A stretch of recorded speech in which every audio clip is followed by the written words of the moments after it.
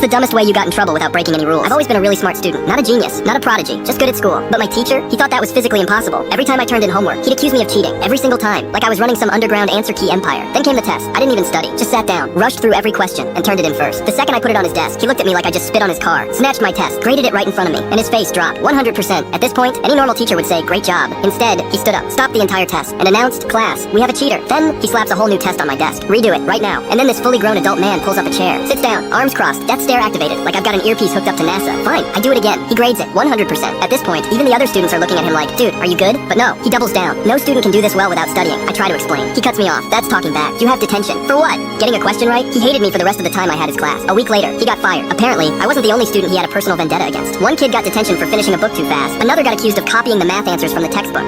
It was an open book test. And the final straw? He failed a kid's history paper because it had too many facts. The principal walked in, dropped a folder on his desk, and just went, yeah, you're done. I guess some people just aren't meant to be teachers.